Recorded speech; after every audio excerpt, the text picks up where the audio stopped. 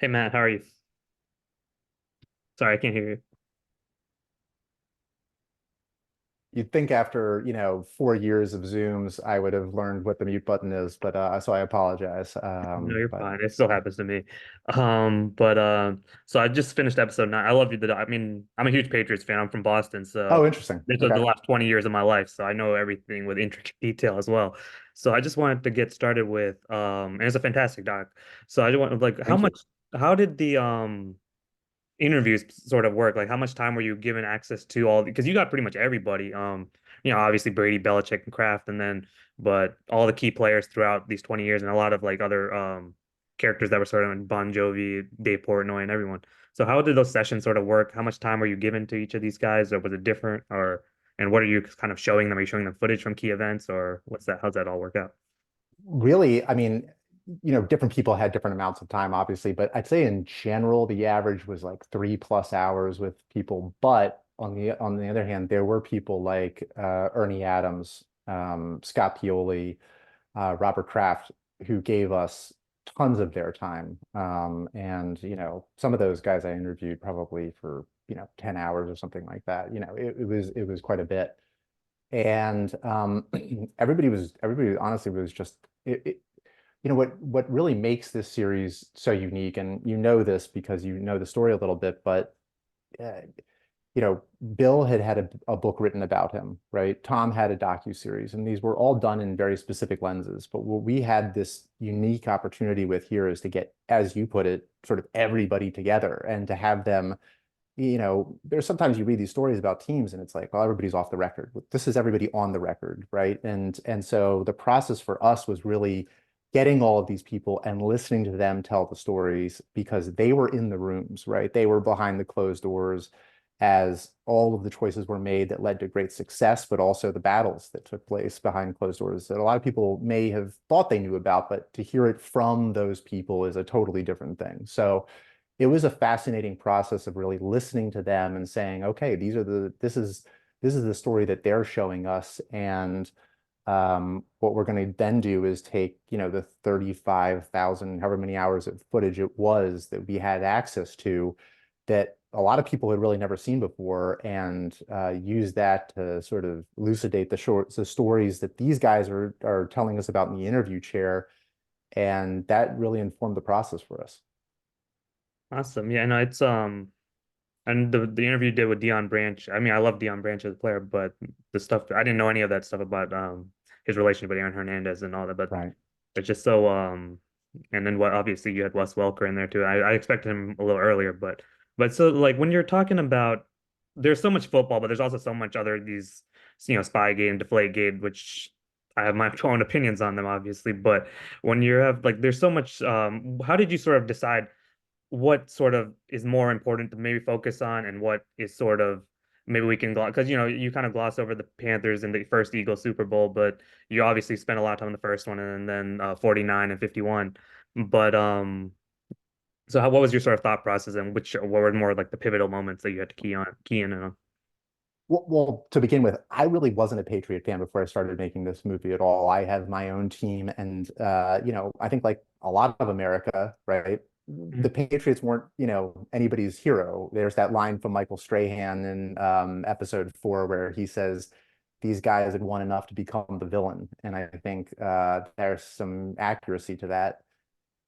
And, the story that we heard as we talked to all of these people who were there, the beginning of it is really a story of a group of people who are coming together who are acting in totally selfless way towards a common goal, which is winning, right? But there was this sort of pushing aside of all the messiness of human relationships and just being human being, right? Ego is taken out of it, all these things. And that's why in a lot of ways, the first three episodes are about going from the little engine that could to the team to a dynasty, really, right? Because it's that first Super Bowl, and then as you say, we sort of move past the next two, and I think of it like almost like a roller coaster ride. At first you're sort of starting out and you're getting pulled up and up and up and up and up, and then right when both Teddy Bruschi and Scott Pioli, who, at the time was sort of the de facto, I know his title wasn't GM, but he was sort of the de facto GM of the Patriots. I know Bill obviously had that role,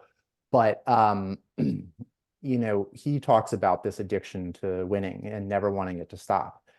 And that's sort of that point where you peer over the top of the roller coaster and start,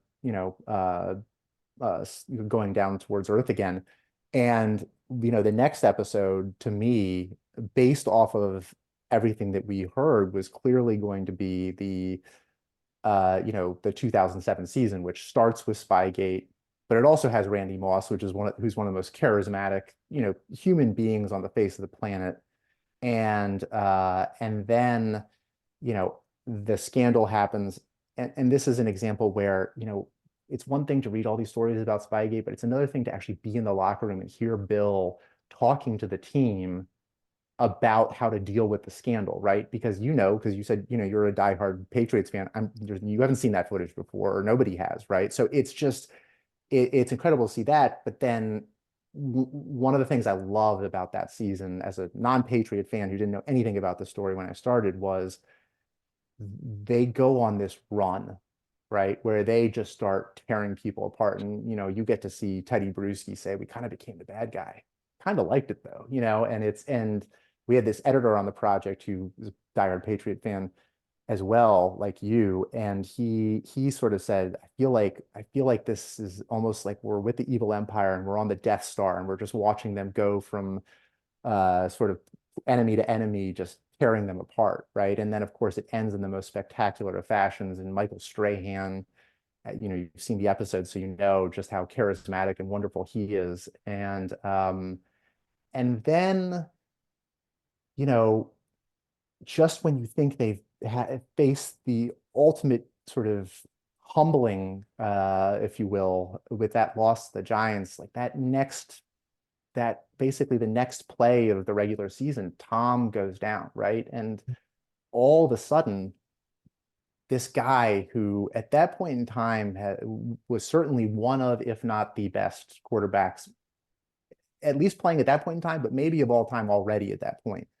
has to deal with his own mortality, right? His football mortality, but also the idea that he's not invincible and there will be an end to all of this at some point in time. And while he's doing that, the show goes on without him, right? And that sets up that idea of just that the tension of that, right? Of this is not going to last forever, and someday Tom might actually be replaced. That tension of that, which I think a lot of us can relate to. We don't have to be the greatest quarterback of all time to understand the fear of being replaced, right? And that tension is what sort of serves for the rest of the series in a lot of ways, right? Where that dynamic between Tom and Bill plays out, and we sort of watch that unravel over the course of the rest of the series. Yeah, absolutely. And like I don't want to keep you too long, but like when you get the chance, you get to basically talk to these two separate three-time Super Bowl winning teams, where you get to talk to Ty Law and that crew and Willie McGinnis, and then you get to talk to Gronk and Dola and Edelman. All the what was the sort of how did you see like their sort of attitude and Devin McCourty and all those guys versus the old crew and Brewski, and what did it feel like? I don't know, what was the sort of just vibe like because they both did the same thing but in much different like stages of their careers. Well, I mean, obviously part of that was that, a lot of the guys other than Tom, who were the sort of the stars of those earlier teams, and obviously, what I'm talking about is the Ty Laws, the Lawyer Malloys, the Teddy Brewskis. A lot of those guys had already been there for a while, right? So they had been there to witness the times when the Patriots weren't the Patriots, and so I think for them, they talked a lot about how the pride of taking this team that in a lot of ways, you know, they weren't the laughing stock of the NFL, but they weren't a great team, and sort of getting over that hump of creating a great team and then creating a dynasty from that, right?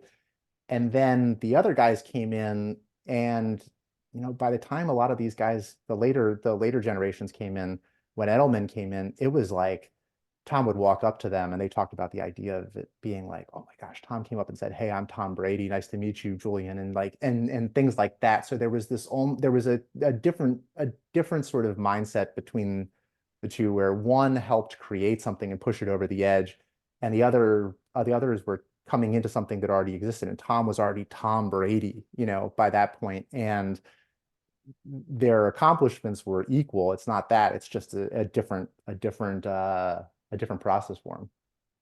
Awesome. And then like since it does since you are able to look at it objectively, um when you do see how the Patriots rose and then how they ultimately, I mean they never really necessarily fell, but because it always the ends with a Super Bowl, but what did you feel like and from objectives like this is something that was inevitable, or was it something that these two giant alphas, like I think you say in 7 or 8, they were inevitably going to collide, and one was going to be left standing almost.